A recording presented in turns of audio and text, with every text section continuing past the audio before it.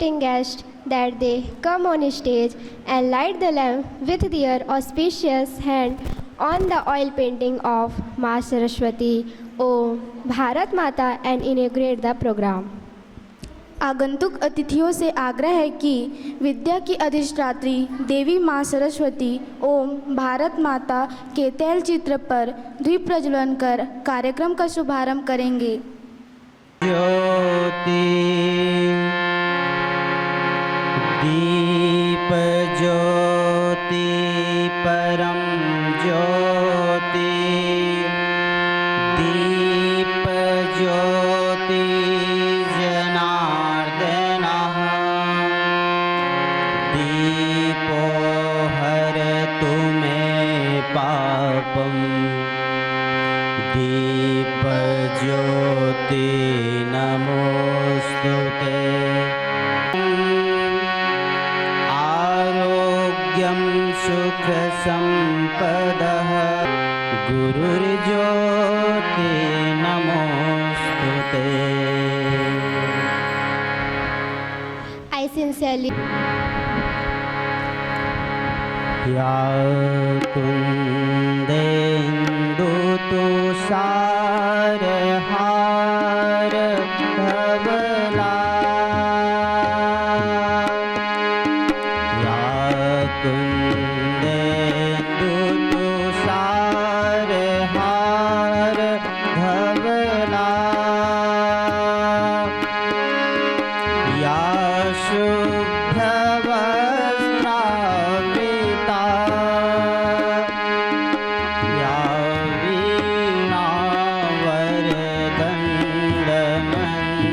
वीणावरदण्डमण्डितकरा या श्वेतपद्मासना सा मां पातु सरस्वती भगवती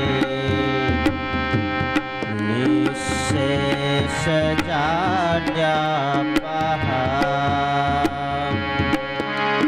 शुक्लां ब्रह्मविचारसारपरमाम् आद्यां जगद्व्यापिनीं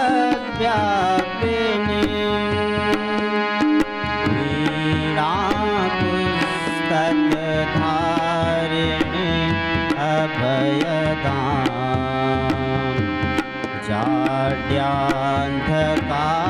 जाड्यान्धकारापहा हस्ते स्फाटिकमालिकां विदधती पद्मासने संस्थितां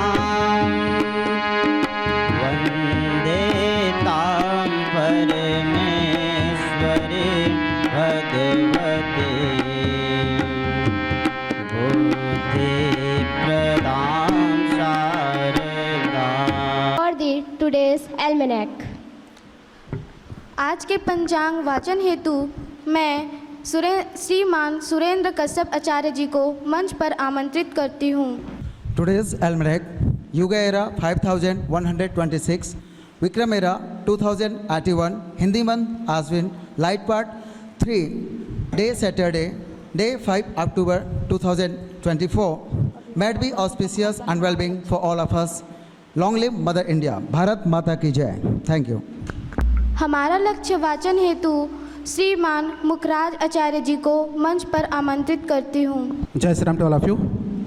Our goal is to develop such a national education system through which such a young generation can be created who are full of Hindutva and patriotism, be fully developed physically, mentally, intellectually and spiritually, and who can successfully face the current challenges of life.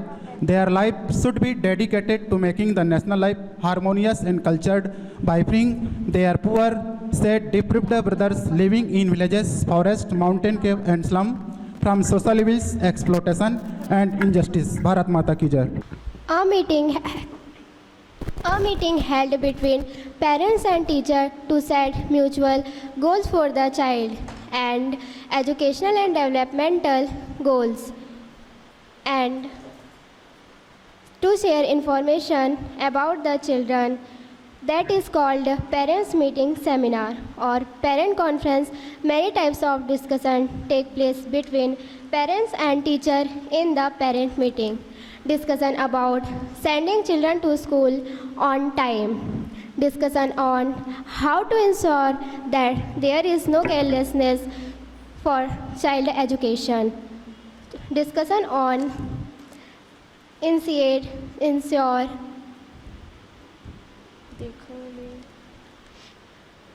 through activities. Discussion about children educational skill, mental and overall development to motivate children to live in a clean and hygienic environment. अभिभावकों और शिक्षकों के बीच आयोजित होने वाली एक बैठक होती है जिसका उद्देश्य भैया बहनों के शैक्षिक और विकासात्मक पद के लिए आपसी लक्ष्य तय करना और भैया बहनों के प्रगति के बारे में जानकारी साझा करना होता है। अभिभावक गोष्ठी में अभिभावकों और शिक्षकों के बीच कई तरह की चर्चाएं होती हैं, जैसे भैया बहनों को समय पर विद्यालय भेजने और गृह कार्य पूरा कराने के बारे में चर्चा करना, भैया बहनों की पढ़ाई लिखाई में कोई लापरवाही ना हो इस बारे में चर्चा करना, भैया बहनों को विभिन्न गतिविधियों और माननीय श्री प्राचार्य जी, प्रधानाचार्य जी, दीदी जी, आचार्य जी, माननीय अतिथिगण एवं पालकों एवं अभिभावकों को मेरा सादर प्रणाम। मैं महिमा तिवारी कक्षा अष्टम से आप सभी के समक्ष चंद्रघंटा जी के बारे में एक कहानी प्रस्तुत करना चाहती हूँ। आज नवरात्रि का तृतीय दिवस है। आज के दिन माता चंद्रघंटा जी की पूजा की जाती है। माता चंद्रघंटा जी माता पार्वती जी का विवाहित रूप है। शिव जी से विवाह के बाद माता पार्वती ने अपने मस्तक पर अर्धचंद्र सजाना शुरू कर दिया था, इसलिए इन्हें चंद्रघंटा के नाम से जाना जाता है। माता घंटा जी का अवतरण पृथ्वी पर तब हुआ था जब पृथ्वी पर असुरों का आतंक मैया हरि पापैरी के धार महानदी है अपार दिराड़ छत्तीसगढ़ मैया। बोलो छत्तीसगढ़ महतारी की, छत्तीसगढ़ महतारी की। The program that they come on stage and share their opinion and point of view through discussion, conversation with Perry program. I heartily invite Honorable Mr. Guest Speaker that they giving guidelines through their speech. आज के कार्यक्रम के अतिथि वक्ता आदरणीय श्री सुरेश जायसवाल जी को मंच पर आमंत्रित करती हूँ कि वे अपने विचारों को चर्चा एवं बातचीत के माध्यम से आप सभी के साथ साझा करेंगे। अभिभावक संगोष्ठी में मंचस्थ अपने विद्यालय के संरक्षक सदस्य माननीय नरेश अग्रवाल जी, इस विद्यालय के व्यवस्थापक सम्माननीय वैभव पांडे जी, अपने विद्यालय के प्रधानाचार्य जी, अपने विद्यालय के उपस्थित समस्त दीदी जी, आचार्य जी, भैया एवं बहनों, सम्माननीय अभिभावक वृंद। कहते हैं परिवर्तन प्रकृति का एक नियम है। आप लोगों को भी यह अनुभव हो रहा होगा, अब मेरे को तो अनुभव ज़रूर हो रहा है। अपने इस विद्यालय में जो हम बच्चों का एक सर्वांगीण विकास, जो हम एक ये कल्पना करके अपने विद्यालय में चलते हैं, तो इसके अनुरूप हमारे इस विद्यालय के व्यवस्थापक जी प्रकृति के साथ जो परिवर्तन होता है इसको अच्छी तरह से वो समझते हैं वो, और इसीलिए अभी कुछ वर्षों से अपने विद्यालय में काफ़ी परिवर्तन देखने को मिल रहा है। मेरे ख्याल से इसमें से कई पुराने अभिभावक भी होंगे, वो 2-4 साल पहले अगर आए होंगे कोई भी कार्यक्रम में तो उनको मेरे ख्याल से अनुभव होगा।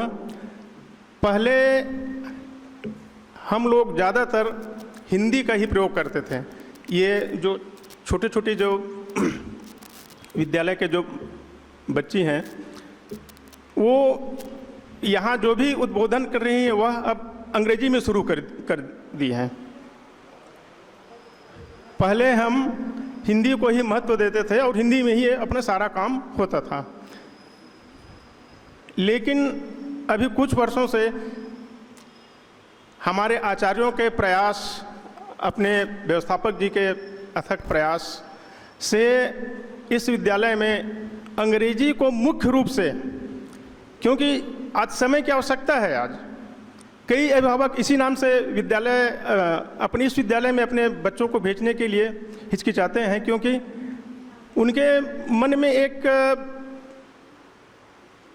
मैं तो कहता हूँ दुराग्रह ही है कि बिना अंग्रेजी पढ़े बच्चों का विकास नहीं होगा, ऐसा कई पालक मानते हैं। लेकिन वास्तव में ऐसा नहीं है, लेकिन फिर भी अंग्रेजी का ज्ञान होना बहुत ही आवश्यक है वर्तमान परिस्थिति में। इसी को विचार रखते हुए अपने विद्यालय में हम इंग्लिश विषय पर काफ़ी जोर दे रहे हैं और इसका बहुत सकारात्मक परिणाम देखने को मिल रहा है। छोटे छोटे बच्चे हमारे व्यवस्थापक जी भेजते रहते हैं मोबाइल में, विद्यालय में क्या चल रहा है, सारी गतिविधि भेजते रहते हैं। कभी कभी मुझको सोचना पड़ता है कि वास्तव में दिन रात उनका दिमाग केवल विद्यालय में ही लगा रहता है, दिन रात विद्यालय का ही चिंतन, दिन रात बच्चों का ही चिंतन। यानी अब बच्चे लोग, कई बच्चे जैसे अपने विद्यालय में छुट्टी के लिए आवेदन लिखेंगे तो वो पूरा इंग्लिश में लिखेंगे और इतनी बढ़िया अंग्रेजी कि मैं तो कहता हूँ कि जो वास्तव में जो अंग्रेजी मीडियम में बच्चे पढ़ रहे हैं वो भी मेरे ख्याल से वो 19 ही पढ़ जाएंगे, लेकिन अपने विद्यालय के बच्चे 20 ही रहेंगे। कर्सू राइटिंग आप जाके देख लीजिए, जो इंग्लिश मीडियम स्कूल है वहाँ मुझको तो नहीं लगता कि वहाँ कर्सू राइटिंग का अभ्यास बच्चों को कराया जाता होगा। ये कर्सू राइटिंग में एक घसीटा राइटिंग है, ये घसीटा राइटिंग का अभ्यास, संस्कृत का अभ्यास। ये नहीं कि हम अंग्रेजी दें तो बाकी छोड़ दें, ऐसा भी नहीं है। संस्कृत में भी बच्चे लोग संस्कृत में छुट्टी के लिए आवेदन लिख रहे हैं, अंग्रेजी में छुट्टी के लिए आवेदन लिख रहे हैं। तो ये सारी परिवर्तन अपने विद्यालय में यह देखने को मिल रहा है। पहले हम लोग अपने विद्यालय में देखते थे दीदी आचार्य जी केवल क्या पहन के आते थे, कुर्ता और पैजामा पहन के आते थे। पहले उसके पहले धोती था, कुर्ता और धोती था, बाद में थोड़ा सा परिवर्तन हुआ, वो पैजामा में हुआ। उसके बाद अब अपने इस विद्यालय के दीदी आचार्य जी अब ब्लेजर पहन के आ रहे हैं, कोटी पहन के आ रहे हैं। तो ये समय के साथ काफ़ी अच्छा भी लगता है ये, और इसका एक अच्छा प्रभाव भी पड़ रहा है। तो ये परिवर्तन जो है अपने विद्यालय में ये सब चल रहा है। मैं तो आप लोगों से एक निवेदन भी करूंगा कि बीच बीच में आके विद्यालय को आप लोग निरीक्षण कीजिए, देखिए वास्तव में विद्यालय में क्या गति हो रहा है, कैसे हो रहा है, क्या चल रहा है।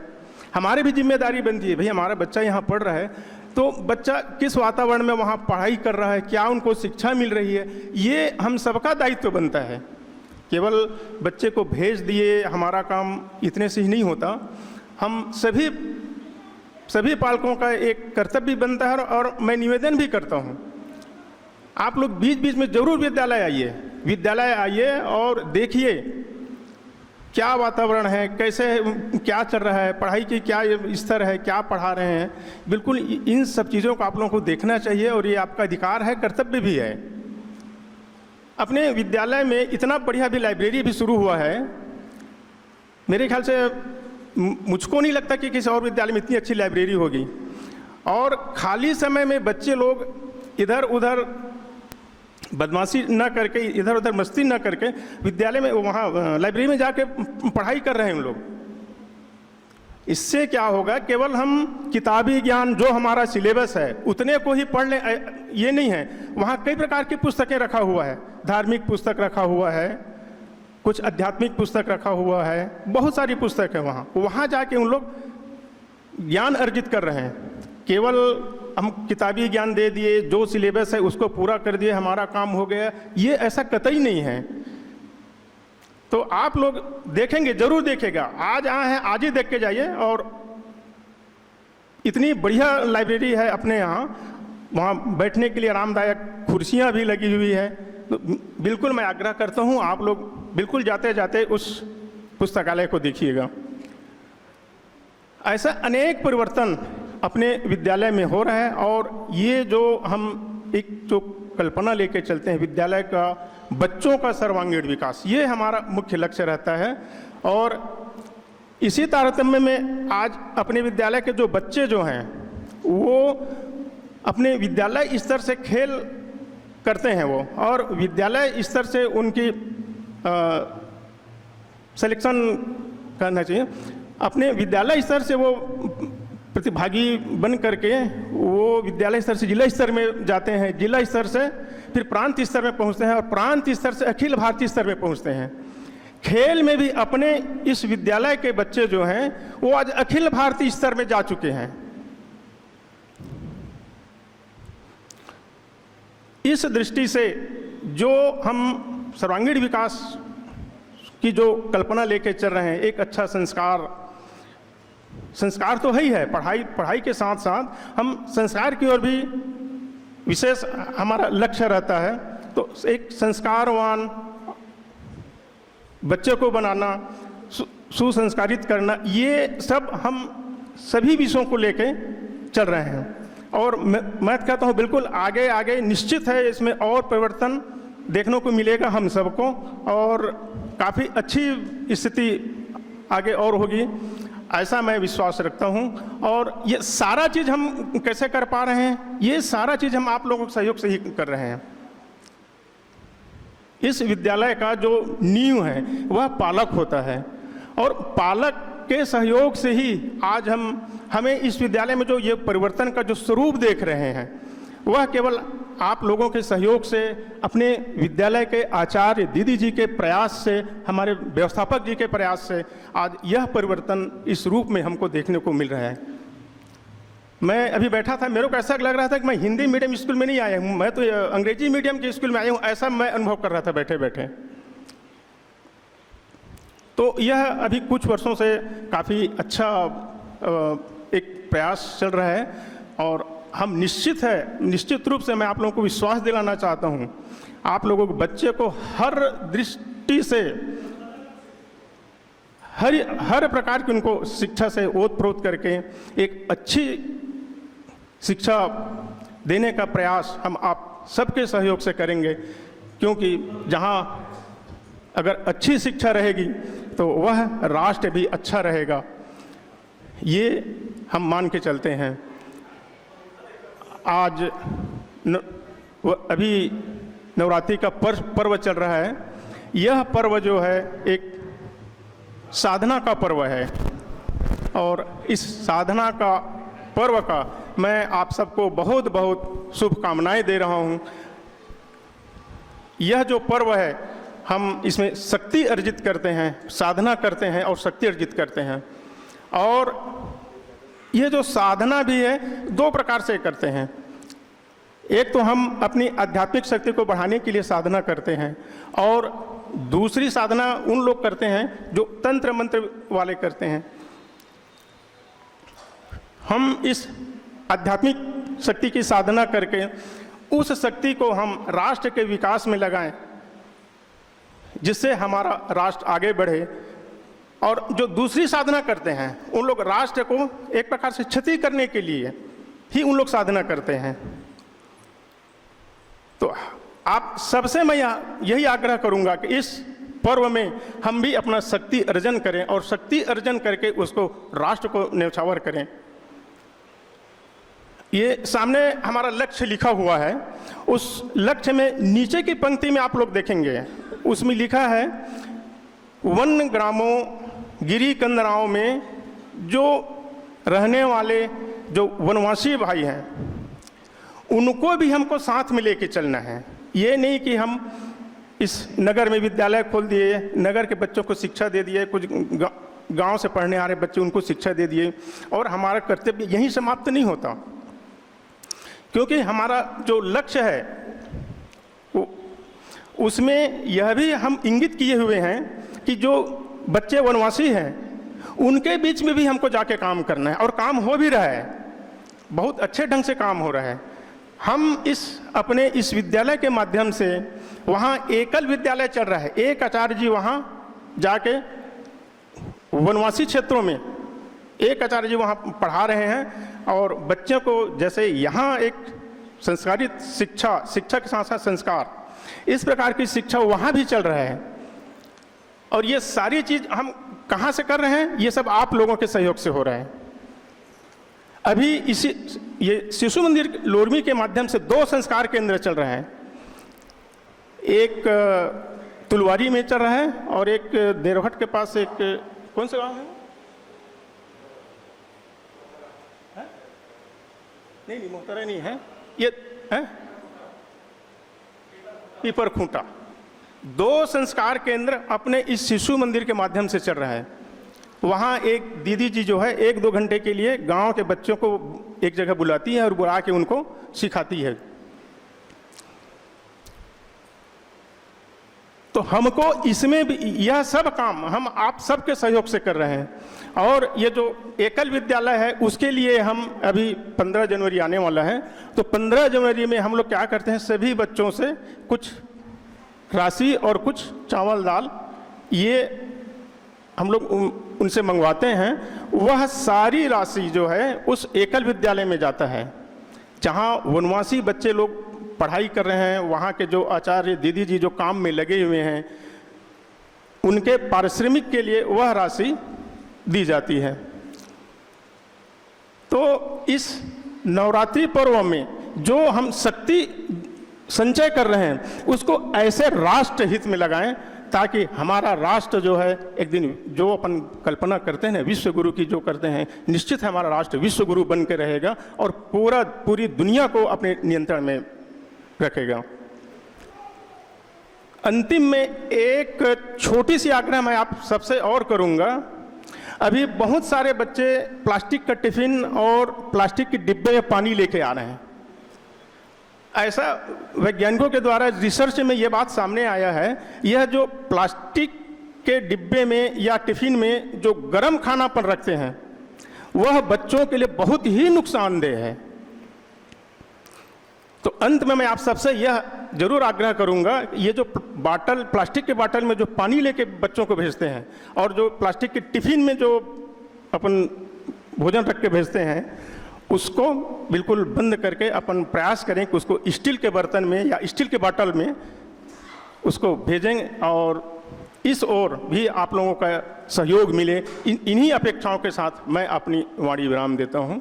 जय हिंद, जय भारत, जय Chhattisgarh. Like to invite Honorable Mr. Vaibhav Pandey ji as a speaker of the program, that they come on stage and share their opinion, point of view through discussion and conversation with parents. आज के कार्यक्रम के मुख्य वक्ता आदरणीय श्री वैभव पांडे जी को मंच पर आमंत्रित करती हूँ कि वे अपने विचारों के माध्यम से मार्गदर्शन प्रदान करेंगे।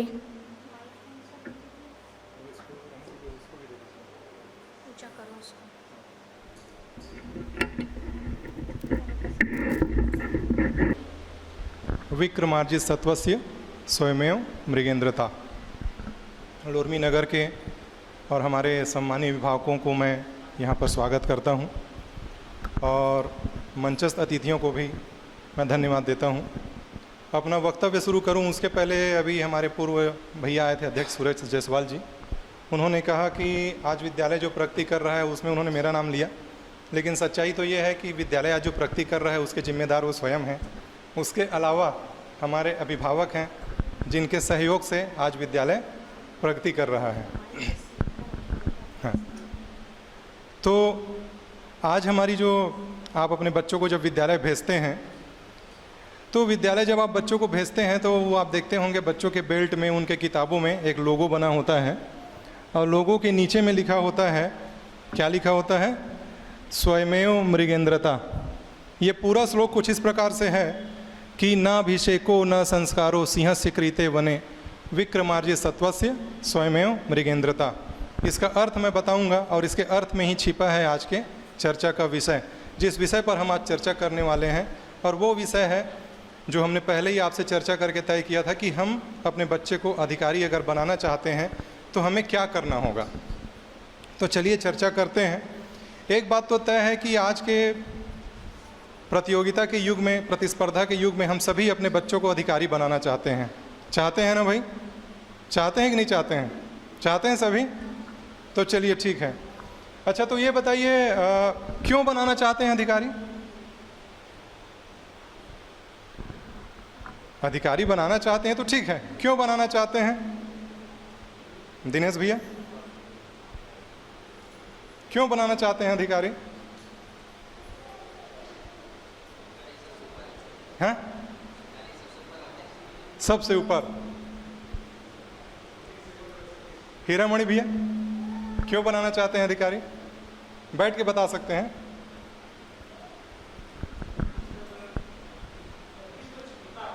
नेतृत्व क्षमता हो जी, ठीक है। आप लोग दीदी लोग कुछ बताएंगे क्यों बनाना चाहते हैं अधिकारी? संतोषी दीदी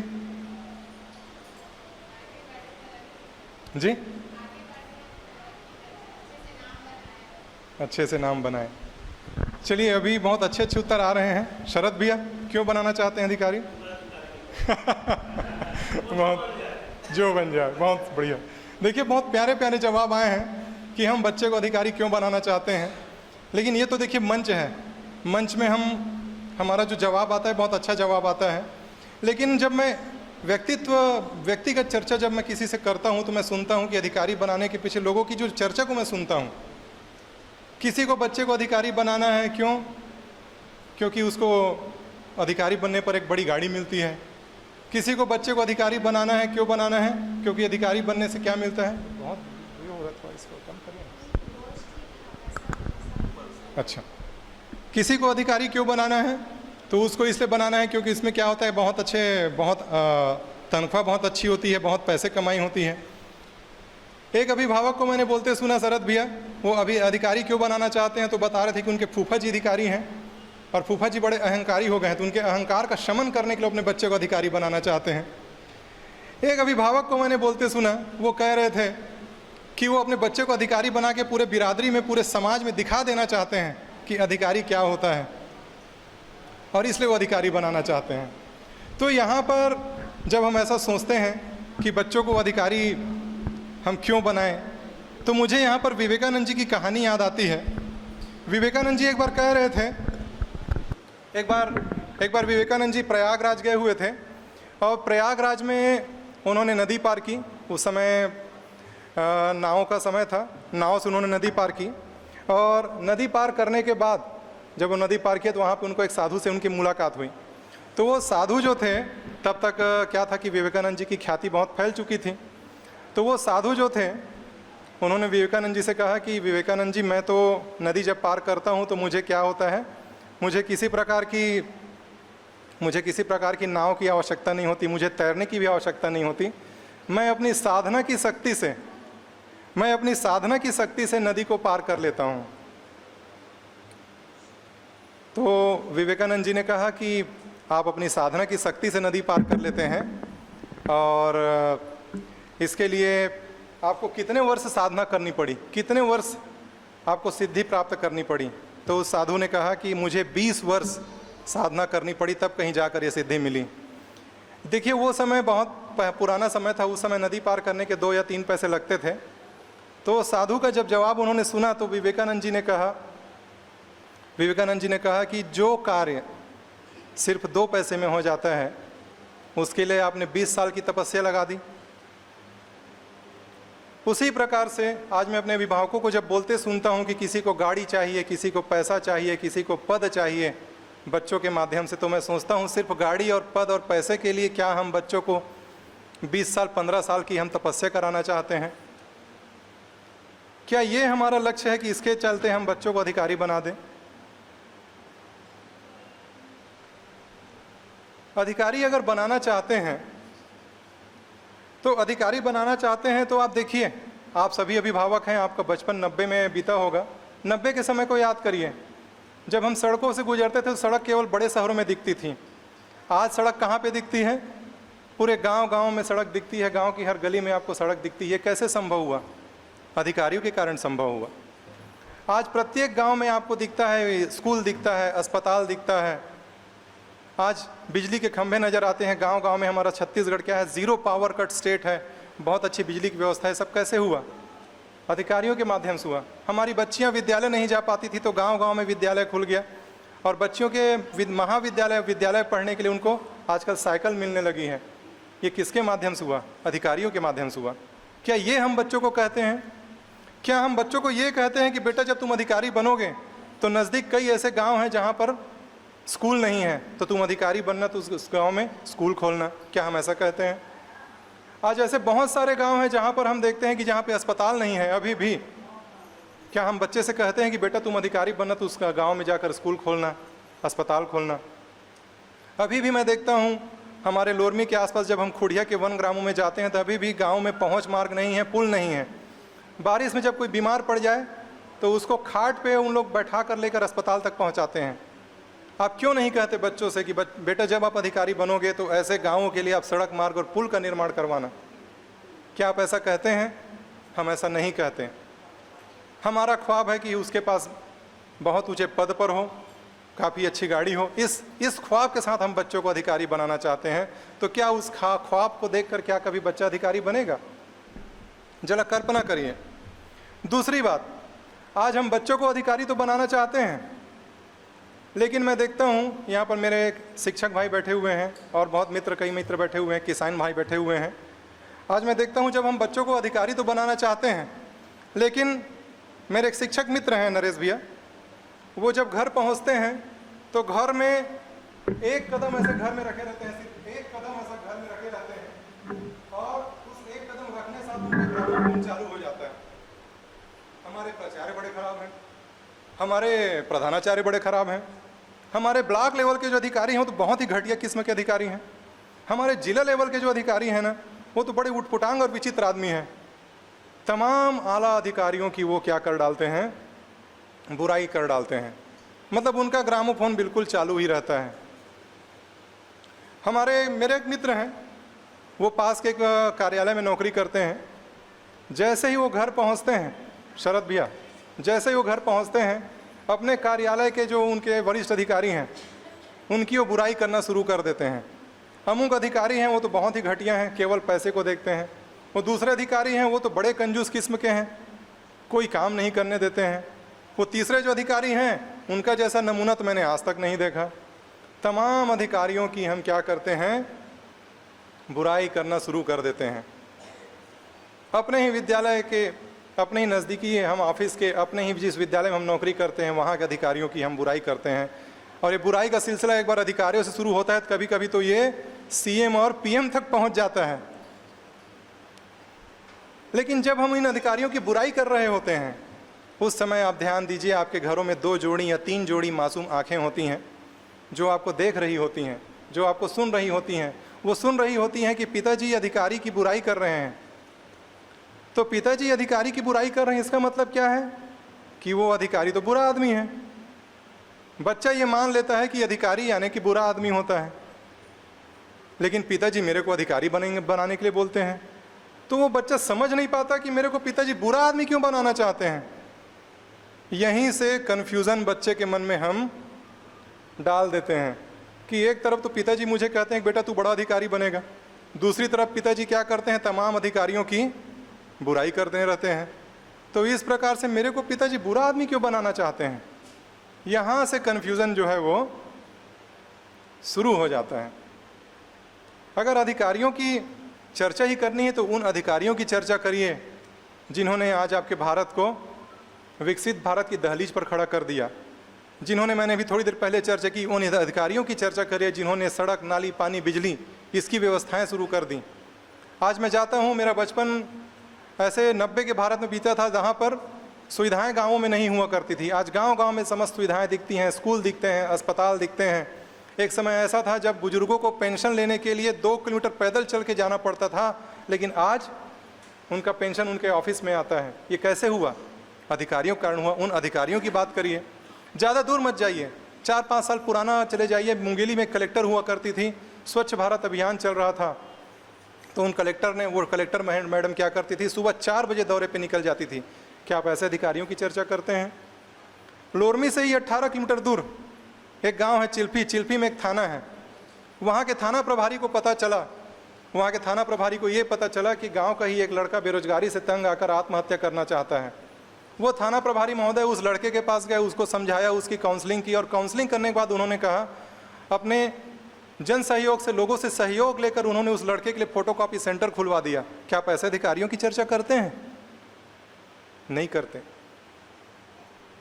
हम सिर्फ अधिकारियों की बुराई करते रहते हैं और बच्चों के मन में यहीं से एक भ्रम पैदा हो जाता है कि क्या हमको वास्तव में आज अधिकारी बनने की ज़रूरत है।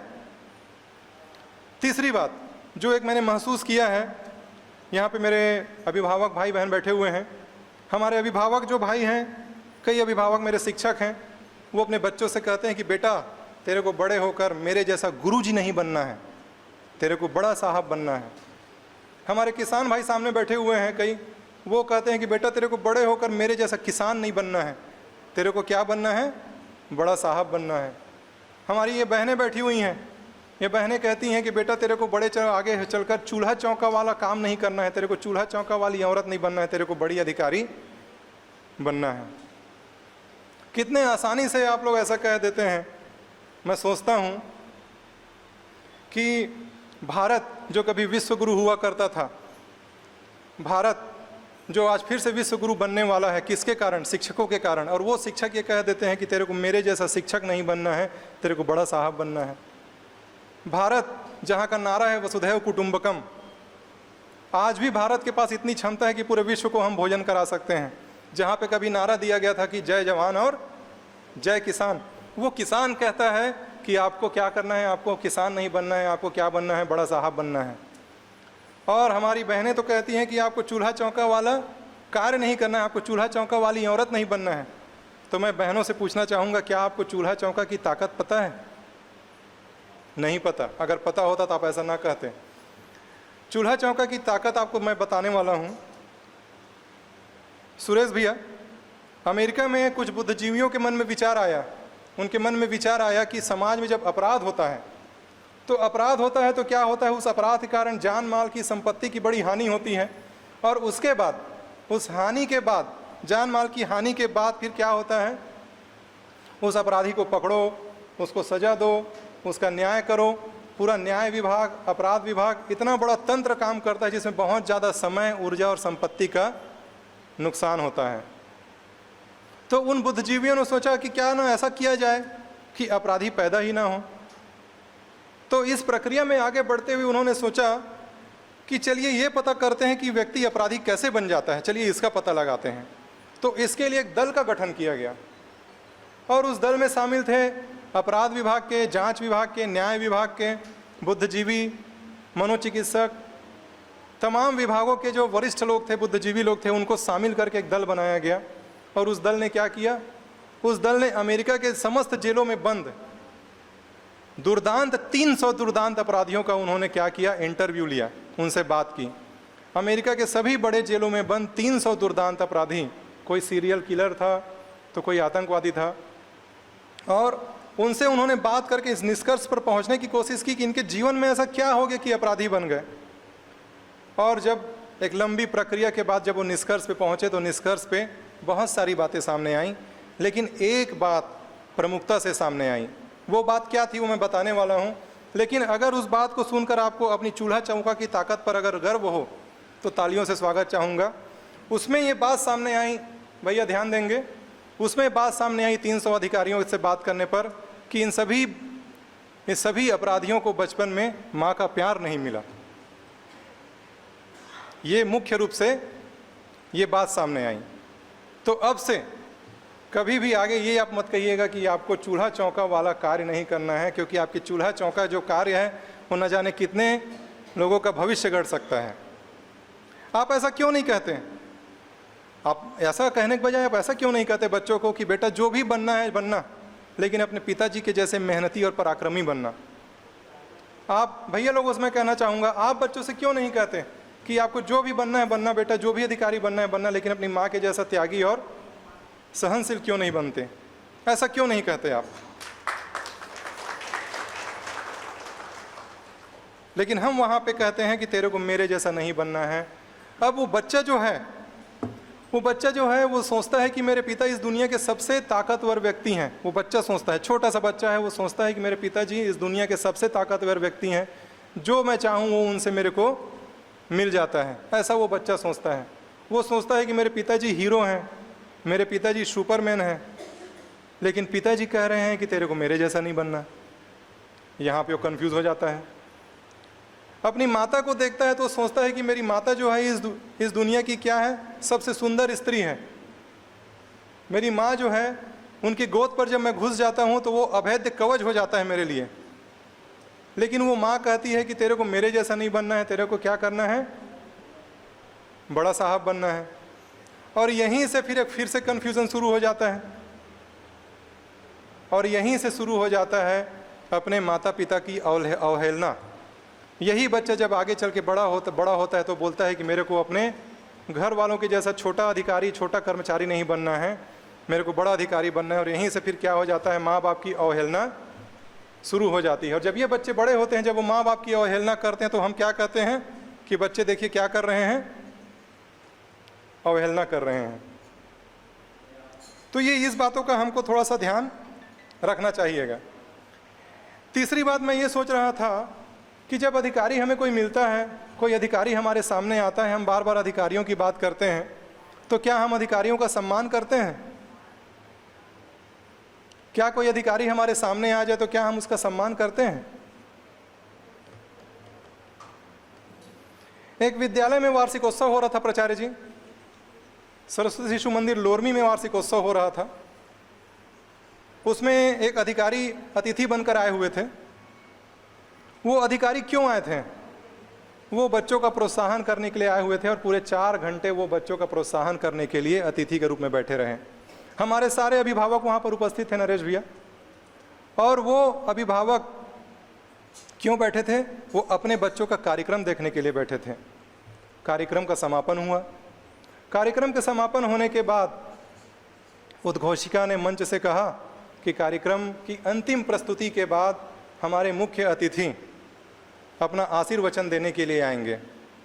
जैसे ही हमारे मुख्य अतिथि अपना आशीर्वचन देने के लिए मंच पे पहुँचे, इसी बीच ऐसी भगदड़ मची हमारे अभिभावकों में, ऐसी भगदड़ मची, मैं देख रहा था, ऐसी भगदड़ मची हमारे अभिभावकों में कि 2 मिनट के अंदर पूरा मैदान खाली हो गया, और सिर्फ बचे थे तो हमारे आचार्य और हमारे विद्यालय के कर्मचारी।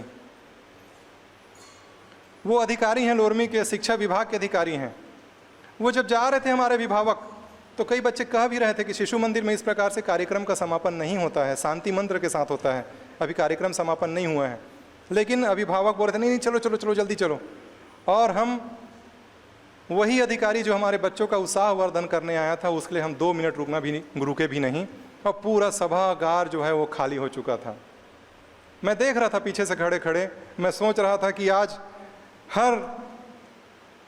हर अभिभावक की अभिलाषा है कि मेरा बच्चा बड़ा अधिकारी बन जाए, लेकिन अधिकारी की क्या हम सम्मान करते हैं? जरा कल्पना करिए, अपने बच्चे को उस अधिकारी की जगह पर रखिए और सोचिए कि आपका बच्चा जब अधिकारी बनेगा और इसी प्रकार से किसी मंच पर जाएगा और वो बोलने के लिए खड़ा होगा और पूरी सभा खाली हो जाए, तब आपको क्या स्वीकार होगा? जरा मैं सोच रहा था उस दिन कि वो अभी अधिकारी यहाँ से गए तो होंगे, लेकिन कैसी छवि लेकर वो गए होंगे। तो एक तरफ तो हम अधिकारी होने की बात करते हैं, लेकिन दूसरी तरफ बहुत सारी ऐसी बातें हैं जो हमें विचार करनी होंगी कि क्या हम बच्चे को सच में अधिकारी बनाने के लिए शिक्षा दे रहे हैं। इस पर हमें विचार करना होगा। अभी अब हमको कुछ बातें और हैं। अगला नेक्स्ट, हाँ पीछे कर दीजिए, हाँ पीछे, हाँ इसके आगे कर दीजिए। अब यहाँ पर मैं देख रहा था कि जैसे ये अधिकारियों की कुछ बातें मैं कर रहा था, इसमें कुछ और बातें हैं जिस पर हमको विचार करना होगा। जैसे मैं कई अभिभावकों के घर जाता हूँ संपर्क में, उनसे मिलने जाता हूँ, क्या क्या सामान है शरद भैया आपके बैठक में? एक आध सामान का नाम बता दीजिए तो। बैठे बैठे बता सकते हैं। सामान सजावटी सामान, हाँ हाँ, बैठक में आपके घर के।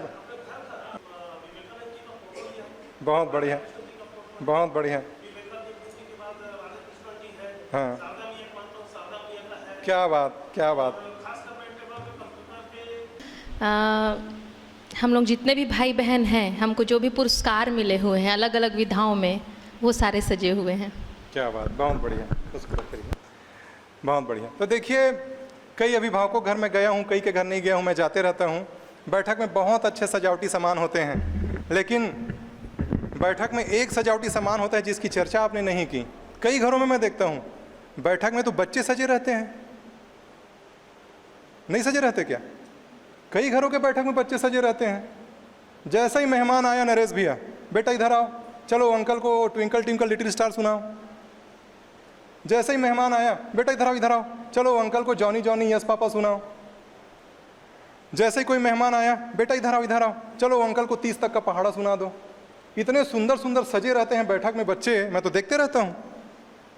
उसके बाद बच्चे ने कविता सुनाई, उसके बाद फिर बच्चों की अंक सूची सामने आ जाती है। ये देखो इतना नंबर आया है, इसका इतना नंबर आया है। और बच्चों को हम क्या करते हैं, बैठक में अपने सजा देते हैं। और इस बात से चिंतित होकर आपके प्रधानमंत्री जी को निवेदन करना पड़ा। तो जूम कर दीजिए इसको, तो जूम कर देंगे। नीचे शीर्षक को नीचे करिए। देखिए क्या कह रहे हैं, बच्चों के रिपोर्ट कार्ड को अपना विजिटिंग कार्ड ना बनाएं।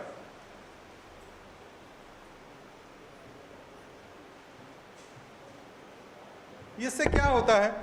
इससे होता यह है कि हम क्या करते हैं, बच्चों की अति तारीफ कर देते हैं इसके चक्कर में, उत्साह में। और उससे क्या हो जाता है, बच्चे के मन में विचार आता है कि मैं तो क्या है, मैं बहुत विशिष्ट हूँ, मैं बहुत खास हूँ। उनके मन में ये विचार आता है, और विचार आने के साथ क्या होता है, अति आत्मविश्वास उसके मन में भर जाता है। और अति आत्मविश्वास के कारण फिर क्या होता है, बच्चा फिर आगे पढ़ाई की तरफ से दूर होने लगता है, जिसके कारण क्या होता है, पढ़ाई से उसका ध्यान हट जाता है। तो ये भी एक बात होती है जिस पर हमको ध्यान देना होगा। उसके बाद क्या होता है, कुछ बच्चे ऐसे हैं जो पढ़ाई में विशिष्ट बहुत अच्छा नहीं कर पा रहे, तो उसके लिए हम लोग क्या करते हैं, उन बच्चों के लिए हम लोग क्या करते हैं, उनकी हम तुलना करना शुरू कर देते हैं।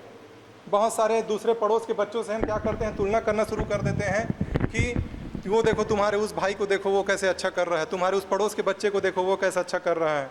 और उस तुलना से परेशान होकर वो बच्चा क्या करता है, वो ये मान लेता है कि भैया अपने से तो कुछ होने वाला ही नहीं है।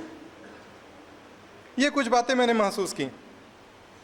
तो कुल मिलाकर मैं महसूस करता हूँ कि हम अपनी अपेक्षाओं, अपनी आकांक्षाओं, इसको पूरा करने के लिए बच्चों को बड़ा बनने की हम कोशिश करते हैं, बच्चे को बड़ा बनाने की हम कोशिश करते हैं। उनके आँखों में चश्मा जो होता है हमारा होता है, लेकिन आँखें उनकी होती हैं। उनके कंधे उनके होते हैं, लेकिन बंदूक हमारा होता है। उनके कंधे पर बंदूक रखकर हम अपना जो है अपनी गोली चलाना चाहते हैं। लेकिन अगर बच्चों के कंधों को हम मजबूत ना करें तो क्या होगा, जिस प्रकार से एक नाजुक डाल पर अधिक वजन रख दिया जाए तो क्या होता है, वो डाल टूट जाती है। एक नाजुक रस्सी पर कुछ लटका दिया जाए तो क्या हो जाता है, वो रस्सी क्या होती है, टूट जाती है। उसी प्रकार से अगर बच्चों के कंधे को मजबूत ना बनाएं और उसके बजाय अधिक उस पर हम दबाव डाल दें तो कंधे भी क्या हो जाएंगे, टूट जाएंगे। और एक दिन अचानक से इस प्रकार की खबर आती है, अखबारों में छपता है, आप देख रहे हैं जितने भी प्रतियोगी संस्थाएं हैं जहाँ पर बच्चे पढ़ने जाते हैं वहाँ पर इस प्रकार की खबरें आम हो गई हैं। बच्चे बेचारे हमारी महत्वाकांक्षाओं का बोझ लिए तैयारी करते रहते हैं, लक्ष्य नहीं मिल पाता तो उनको बड़ा दुख होता है कि ये क्या हो गया, और वो ऐसा कदम उठा लेते हैं। जो बच्चे ऐसा कदम नहीं उठा पाते वो क्या करते हैं, वो न जाने डिप्रेशन में चले जाते हैं। ऐसे समय में एक बात हमको समझनी होगी, और वो बात हम कैसे समझने का प्रयास करें, इसके लिए एक छोटा सा उदाहरण मैं रखूँगा।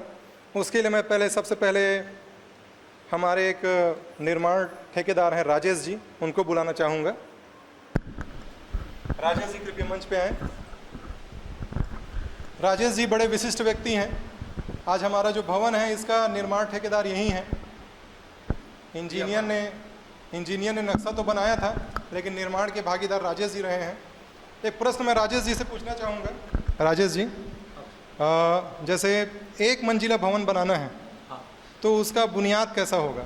कम से कम वहाँ से 3 से 4 फीट के होना चाहिए जाल अपना। अच्छा, हाँ, एक मंजिला भवन के लिए 3 से 4 फीट का जाल होना चाहिए।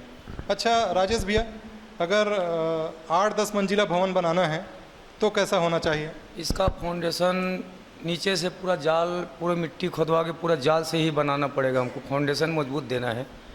हाँ, ताकि उसमें 10 मंजिल का बिल्डिंग हम टिका पाएँ। मतलब ये मैं समझ पा रहा हूँ कि जितनी बड़ी बिल्डिंग होगी उतना मजबूत उसका फाउंडेशन होना चाहिए। चलिए, बहुत बहुत धन्यवाद। तो जो बात राजेश जी हमको समझा रहे हैं, कभी कभी ऐसा लगता है कि हम अभिभावक नहीं समझ पाते। राजेश जी ने बताया कि जितना बड़ा भवन होगा उसका बुनियाद उतना मजबूत हमको बनाना होगा।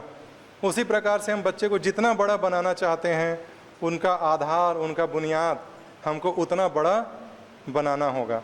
और उनका आधार, उनका बुनियाद बड़ा बनाने के लिए बच्चों के आधार कौन होते हैं भाई? बच्चों के आधार कौन होते हैं? माँ बाप ही आधार होते हैं। तो बच्चों के बुनियाद को मजबूत बनाने के लिए हमको क्या करना होगा? ऐसा क्या करें कि बच्चों का जो बुनियाद है, आधार है, वो मजबूत हो जाए? बड़े से बड़े स्कूल में डालना होगा, बड़े से बड़े कोचिंग में डालना होगा। जिस दिन आपके मन में ये विचार आए कि मेरे को बच्चे को बड़ा बनाने के लिए बड़े से बड़े स्कूल में डालना पड़ेगा, बड़े से बड़े कोचिंग में डालना पड़ेगा, समझ जाइए कि वो पथ सही नहीं है। लेकिन जिस दिन आपके मन में ये आ जाए कि अब मुझे, अगर बच्चे को मैं बड़ा बनाना चाहता हूँ, तब मुझे स्वाध्याय करना पड़ेगा, अब मुझे और अध्ययन करना पड़ेगा, मुझे और ज्ञानार्जन करना पड़ेगा, तब समझ जाइए कि आप सही पथ पर जा रहे हैं। एक और छोटा सा उदाहरण मैं रखना चाहूँगा नरेश भैया। लोरमी के बहुत नज़दीक में जंगल है।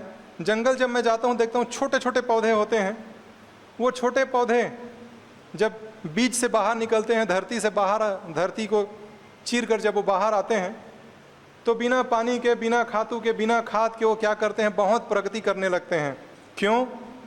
क्योंकि वे अपने आसपास हरे भरे पौधों को देखते हैं, चारों तरफ हरियाली दिखती है और उस हरियाली को देखकर वो प्रगति करने लगते हैं।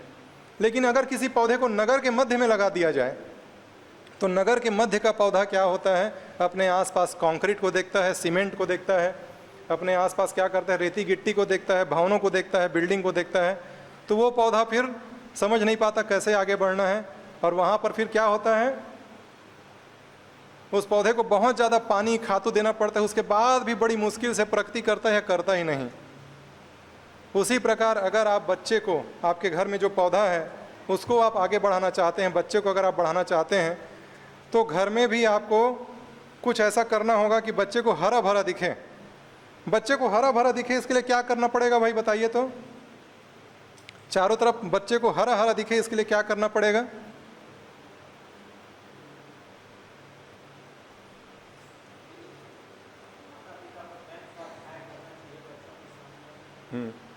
इनके लिए भैया के लिए एक बार तालियां बजाएं।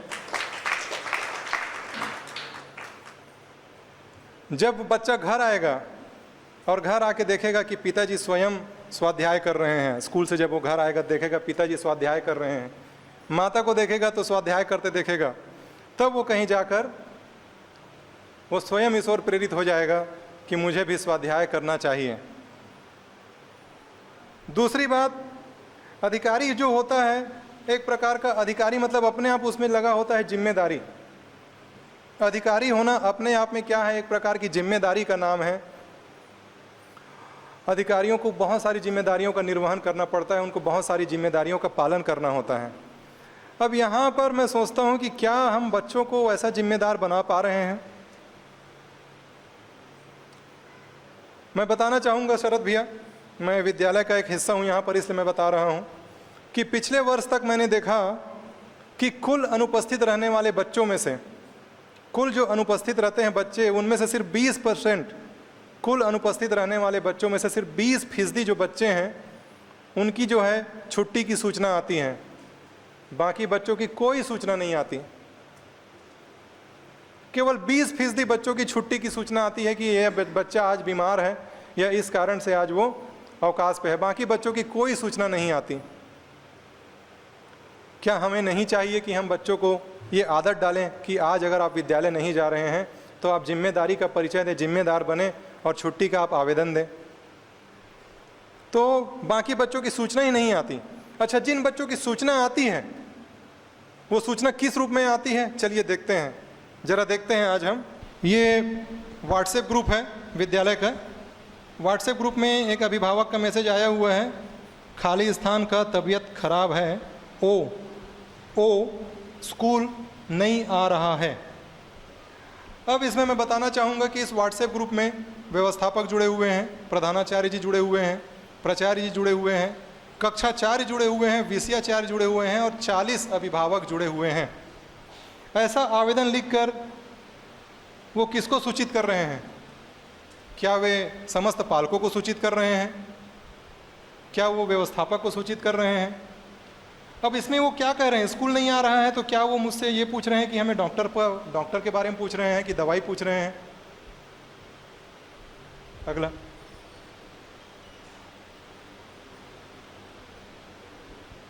जूम करेंगे ऊपर थोड़ा। हाँ, आज खाली स्थान को मैं फीवर समझ रहा था, लेकिन फीवर नहीं है, फाइवर है। आज खाली स्थान को फाइवर है तो स्कूल नहीं आ रही है। फाइवर क्या होता है? और आप किसको सूचित कर रहे हैं? अभिभावकों को सूचित कर रहे हैं क्या? रुक जाइए, बैक तो छुट्टी का जो सूचना है वो इस प्रकार से आती है। कितनी सारी गलतियों करके हम एक मैसेज तक हम नहीं लिखते, इस प्रकार की मैसेज आता है। अच्छा, जो अन्य मैसेजेस आते हैं वो भी देखते हैं। चलिए, तो छुट्टी का हो गया, अन्य मैसेजेस को देखते हैं। जूम करेंगे जरा और ऊपर करेंगे। दीदी जी आज छुट्टी है क्या? कहें, दीदी जी आज छुट्टी है क्या? इस प्रकार से लिखित में हम सूचनाएं प्रेषित करते हैं। और आगे अगला, जूम करेंगे, ऊपर करेंगे। किस दिन लोअर टे शॉर्ट, किस दिन लोअर टे शॉर्ट पहन कर जाना है? ये लोअर और टे शॉर्ट क्या होता है मुझे भी नहीं पता। अब यहाँ पर मुझे चिंता होती है कि क्या आप नहीं जानते कि बच्चों को अधिकारी बनने के लिए अच्छे नंबर लाना होता है, और अच्छे नंबर लाने के लिए उसको परीक्षा में बहुत मेहनत से लिखना होता है। वो जब परीक्षा में लिखता है तो एक एक हलंत, विश्राम और एक एक स्पेलिंग मिस्टेक पे उसका नंबर कटता है। क्या आपको नहीं पता? विद्यालय महाविद्यालय के बाद जो प्रतियोगी परीक्षा दिलाता है तो वहाँ पर भी उसकी लिखित में परीक्षा होती है, जिसमें वो क्या होता है, बहुत सारी बातों को उसको लिखना रहता है, वहाँ पर भी उसका नंबर कटता है। तो क्या बच्चा लिखे, सही तरीके से लिखे, इसकी तैयारी क्या हमारी जिम्मेदारी नहीं है? इस प्रकार से मैसेज लिखकर हम क्या कर रहे हैं? ये हमारी भी जिम्मेदारी है कि हम सही तरीके से मैसेजेस स्वयं जब लिखेंगे तब तो बच्चे प्रेरित होंगे। या हम चाहते हैं कि बच्चे सही लिखें, हम जो चाहें वैसा हम लिखेंगे? क्या हम ऐसा चाहते हैं? और इसी बात को देखते हुए इस सत्र में प्रधानाचार्य जी और प्राचार्य जी का बहुत सहयोग मिला और आप लोगों का भी सहयोग अभूतपूर्व था। और इस साल हमने नियम बनाया कि कोई भी अवकाश होगा तो अगर वो बच्चे माध्यमिक और हाई स्कूल के होंगे तो वो बच्चे क्या करेंगे, आवेदन लिखेंगे। और उसका परिणाम भी मिला। और देखिए कितना सुंदर आवेदन एक बालिका ने लिखा है, अंग्रेजी का आवेदन है, लेकिन बहुत ही सुंदर आवेदन उसने लिखा है। आगे दूसरा होता है, जब अधिकारी की बात जब चलती है तो बच्चों को मैं देखता हूँ यहाँ पर विद्यालय आते हैं, हम तो उनको अनुशासन और गणवेश के लिए बोलते हैं, लेकिन शरद भैया मैं देखता हूँ आईडी कार्ड बहुत सारे बच्चों का नहीं रहता। आईडी कार्ड सबको दिया जा चुका है, बहुत सारे बच्चे बिना आईडी कार्ड के आते हैं। एक बात बताऊँ आपको, जूता पॉलिश तो किसी का नहीं होता, फटे मोजे सबके रहते हैं, लेकिन जूता पॉलिश किसी का नहीं होता। बेतरतीब बाल, बड़े बड़े बाल, वो सब अधिकांश बच्चों के दिखते हैं। उनको बन ठन कर आप चाहते हैं कि वो जब अधिकारी बने तो भी ऐसा ही पहने, ऐसा ही रहे। उनको बन ठन कर, आपका लाडला है, लाखों में एक है, आप कहते हैं, उसको बन ठन कर राजकुमार बना के कौन भेजेगा भाई विद्यालय? आप ही तो भेजेंगे ना। ये भी तक हमारी तैयारी है। लेकिन इस मामले में भी मैं देखता हूँ, कई बच्चों को मैं देखता हूँ कि यहाँ पर भी हमारी बहुत सारी कमियाँ हमको नज़र आती हैं। ये आवेदन सामने आपके दिख रहा होगा। ये आवेदन को कक्षा द्वितीय की एक छात्रा ने लिखा है, द्वितीय के एक छात्र ने लिखा है, और देखकर यकीन नहीं होता कि कोई द्वितीय का छात्र भी ऐसा सुंदर आवेदन लिख सकता है। इस साल आप सभी का सहयोग हमको प्राप्त हुआ।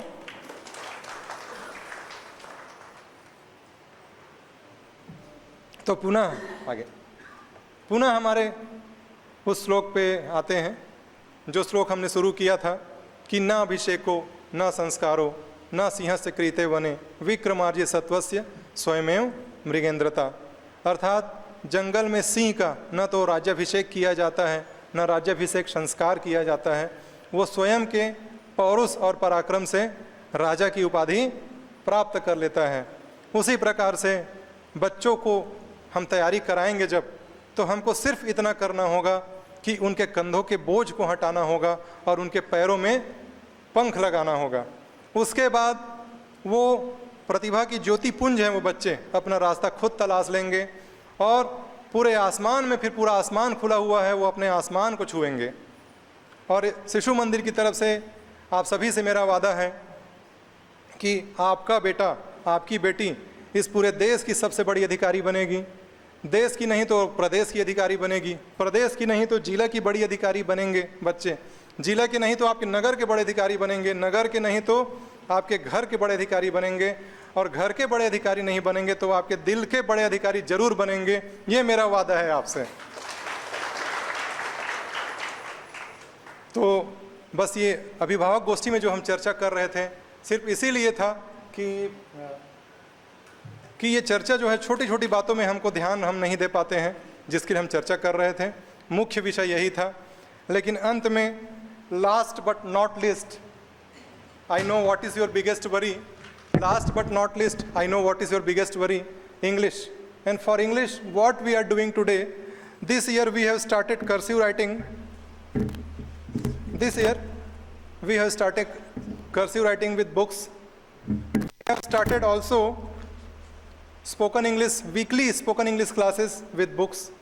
We have also started phonics.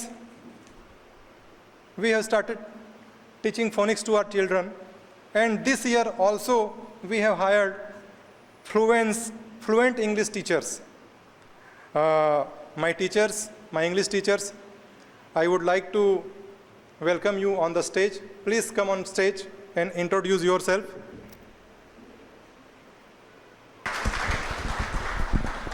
के साथ साथ हमने साप्ताहिक अंग्रेजी की स्पोकन इंग्लिश की कक्षाएं हमने लगानी शुरू कर दी हैं। उसके अलावा हमने फोनिक्स साउंड हमने बच्चों को पढ़ाना शुरू कर दिया है। साथ ही हमने प्रयास किया है कि अंग्रेजी के कालखंड में बच्चे अंग्रेजी में ही बात करें, कन्वर्सेशन अंग्रेजी में करें, और धारा प्रवाह अंग्रेजी बोलने वाले शिक्षकों की हम सेवाएं ले रहे हैं। मैं चाहता हूं कि तीनों शिक्षक अपना परिचय दें। Please Praveen ji. Honorable guest and principal sir and all the parents, very good afternoon to you all. I am Praveen Srivastav and the teacher of class 11th and 12th English. Thank you. Jai Shri Ram to all of you. My name is Mukhrasi Chhatri. I am the class teacher of class 8 section A. I teach English in class 6, 7, 8. And our school family heartily thankful to all of you for joining us and accepting our invitation. Dhanyawad. Good afternoon, all of you. I am Surendramar Kashyap from Jashpuri Kala. I am a teacher in the Shishu Mandir Lormi. I teach here in class 8, 9 and 10th, and I am a class teacher of class 10th. I have been teaching here since 2011, and really I feel very proud to be a part of this institution. Thank you very much. Thank you teachers. तीनों शिक्षकों को बहुत बहुत धन्यवाद। रुकिए भाई।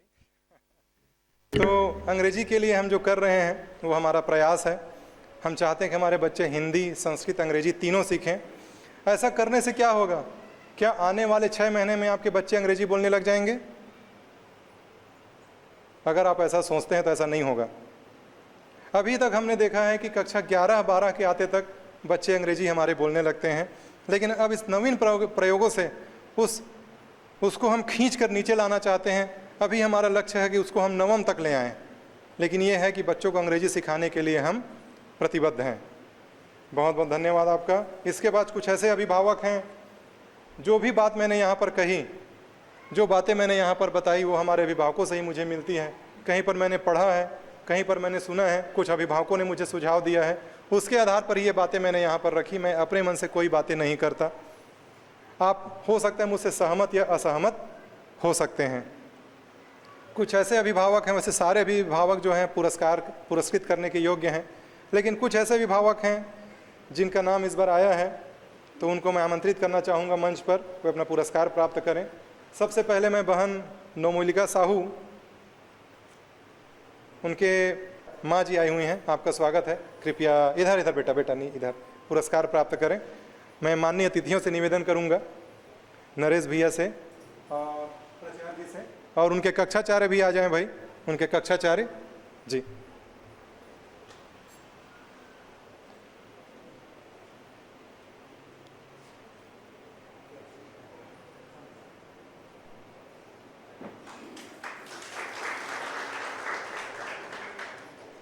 ये है ना?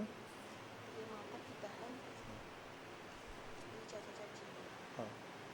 इसके बाद बहन साक्षी निषाद के पालक कक्षा 12 प्रज्ञानंद निषाद और सुषमा निषाद, आपसे निवेदन करूंगा कि आप मंच पर आएं, और इनके कक्षाचार्य से भी निवेदन करूंगा पुरस्कृत करने के लिए कृपया मंच पर आएं। इनके कक्षाचार्य भी आ जाएं। अरे हाँ हाँ हाँ, अच्छा, उनके पिताजी आए हुए हैं। मैं आपसे निवेदन करूंगा कि आप मंच पर आएं और पुरस्कार प्राप्त करें। सृष्टि गुप्ता, उनका चयन अखिल भारतीय स्तर पर शतरंज, तालियां बजती रहें जी भाई। वो तस्वीर को दिखा दीजिए जी। कि गया और एक विद्यालय को मैंने देखा, तो विद्यालय को देखकर ऐसा लगा जैसे वो विद्यालय निजी विद्यालय हो, लेकिन जब बोर्ड को मैंने पढ़ा तो वो जो है वो विद्यालय क्या था, शासकीय विद्यालय था। वहाँ पे सिर्फ 7 तस्वीर, और उस विद्यालय को देखेंगे तो आपको लगेगा जैसे कोई ये निजी विद्यालय है, जबकि वहाँ पे सिर्फ 60 बच्चे पढ़ते हैं। तो ऐसी प्रतिभाएं यहाँ पर मौजूद हैं, ऐसे लोग यहाँ पर मौजूद हैं। तो आप लोगों को किस बात की चिंता, आपको क्यों चिंता होती कि भाई आपके बच्चे अधिकारी नहीं बनेंगे? तो चलिए, इन्हीं शुभकामनाओं के साथ, इन्हीं बातों के साथ यहाँ पर वाणी को मैं विराम देता हूँ। अगर मुझसे कोई भूल हुई हो तो कृपया क्षमा करेंगे। और अब मैं मंच पर माननीय प्राचार्य जी को आमंत्रित करूँगा, वो आगे की कार्यवाही के लिए सूचना देंगे। धन्यवाद।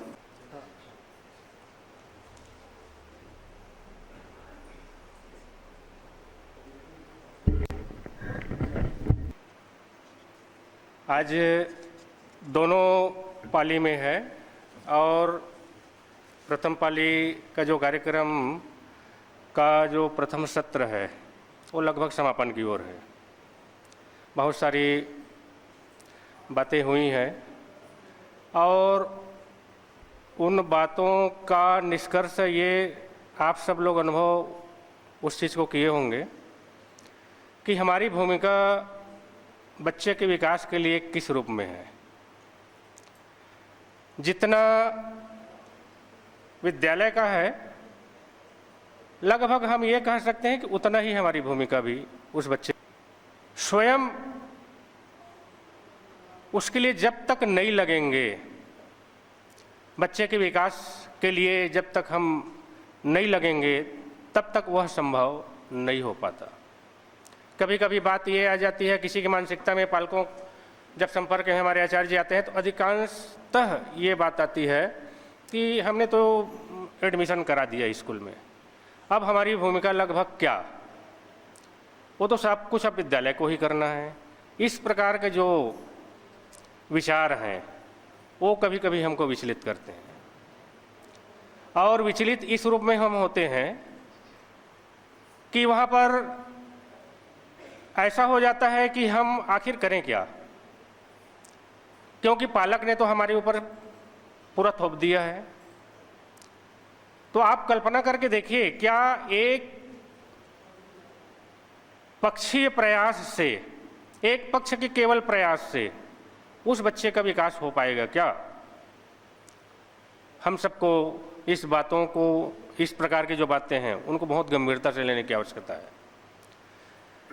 5 घंटा 6 घंटा विद्यालय में बच्चा रहता है, 18 घंटा 17 घंटा हमारे घर में रहता है। हम कितना कर पा रहे हैं उसके लिए? ये जब तक हम इस बात को बहुत ही गंभीरता से विचार नहीं करेंगे, तब तक कोई अपेक्षित निष्कर्ष आ जाए ऐसी संभावना बिल्कुल नहीं के बराबर है। इसके लिए उसकी पल पल की गतिविधि, एक गतिविधि की जानकारी हमको कम से कम रखनी होगी।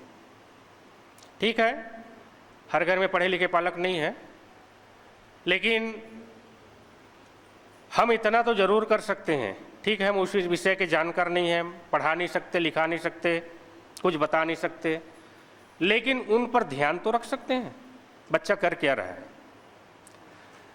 यदि केवल हम ध्यान रखते हैं और उस बच्चे को केवल पढ़ने के लिए अपने तरफ से हम कह देते हैं, थोड़ा सा ध्यान रखते हुए, तो मुझे ऐसा लगता है यदि आप विषय के जानकार भी नहीं हैं लेकिन जागरूक हैं, आप बच्चे के पीछे लगे हुए हैं, उनको पढ़ने के लिए प्रेरित कर रहे हैं, उनके प्रति आपका ध्यान है, ऐसी स्थितियों में वह बच्चा जो है वो अपने मार्ग से अडिग नहीं होगा, भटकेगा नहीं, और उसका जो लक्ष्य है, हम सब का जो एक ख्वाब और एक स्वप्न जो है, उस बच्चे के विकास के लिए अधिकारी क्यों बनाना चाहते हैं, इस विषय पर तुम्हारे माननीय व्यवस्थापक महोदय बहुत विस्तृत चर्चा किए हैं। तो यहाँ पर अधिकारी से तात्पर्य यह है कि एक सफल व्यक्ति, वो किसी भी क्षेत्र में हो सकते हैं। व्यक्ति यदि सफल हो गया तो हमारा और आपका सबका उद्देश्य भी लगभग पूरा हो गया। हर माँ बाप चाहता है कि उसकी संतानें आगे बढ़ें, अच्छा करें, जीवन में नाम कमाएं, बड़ा लक्ष्य हासिल करें। तो ये जब कब होगा? हम सबको इसके लिए जूझना पड़ेगा, क्योंकि किसी बच्चे को यदि पालक पढ़ा रहा है, यदि कोई शिक्षक पढ़ा रहा है, तो उसको पढ़ाने के लिए स्वयं पढ़ना पड़ता है।